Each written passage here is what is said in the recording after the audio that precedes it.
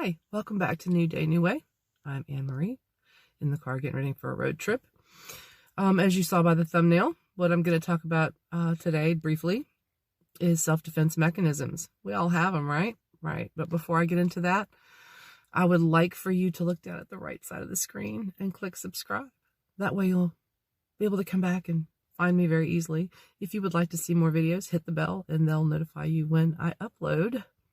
And please check out some of the other stuff on the channel we are all about at New Day, New Way, creating our best selves and our best lives. Now, today what came to mind was self-defense mechanisms. We all have them, and we all employ them when we need them. Some of us are a little anxious about social interactions, groups. Some of us are okay in groups, but one-on-one is a little hard.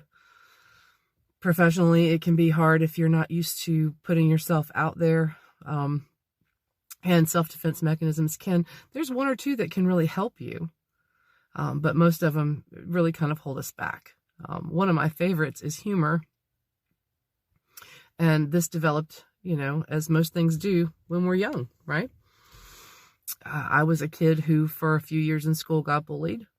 And I went from being super quiet and wanting to just not be noticed at all and disappear completely to just deciding if I go ahead and make the joke, then at least it's funny. And I kind of take the wind out of their sails if they wanted to give me any kind of, lip. So that worked pretty well. It does, when you're a sarcastic young person. Older, I used it into my adulthood. I still actually use it once in a blue moon. Because I like humor. Every once in a while, though, when I use it, I realize, that was a cop-out. It was kind of a cop-out. I could have just gone ahead and breathed out and handled the situation without having to resort to my defense mechanism. It keeps people at a certain distance. It keeps them thinking that you're in this little kind of bubble that they've created of who you are and what you're about. And if you don't want to let them in any further than that, that's what your brain and your psyche create to keep people at a distance.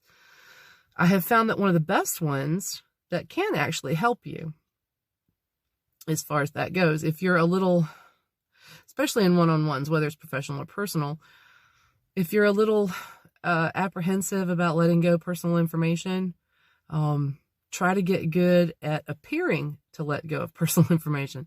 What I do is turn the tables. I turn the tables and ask about them.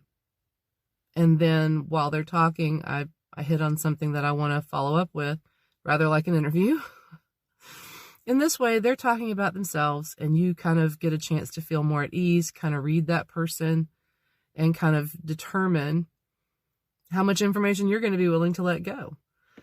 This is a great thing to do on dates, by the way. So that's an actual helpful one. You turn the tables. It's always good to ask other people about themselves. People like to talk about themselves. They do. They are only going to let go what they want to, but they like to be asked. It's, you ask someone about themselves, they feel kind of like you do when someone asks about you. So even if you're apprehensive, it's flattering. And this is something you can employ. Just turn the tables and start asking them questions, right? What you don't want to do is close off or, throw off a sarcastic comment, which all of us are capable of. And in the age of memes and one-liners, those are easy ways out of a conversation. But in a professional sense, especially in an entrepreneurial sense, it's going to cut you off at the knees to be flippant or to use humor in the wrong places. So it's just something to think about. Kind of while you're listening, you've probably identified several things that you do or instances recently where you've employed these things. So let's make sure that when we're using our self-defense mechanisms, because, our brain wants to protect us from anything that hurts, whether it's physical or emotional. And until we deal with what's going to hurt us emotionally, these self-defense mechanisms are going to pop up. You recognize them for what they are, then you're in control. Your brain is a powerful thing. Think about it. Come back and see me. Don't forget to hit subscribe. I'll talk to you soon.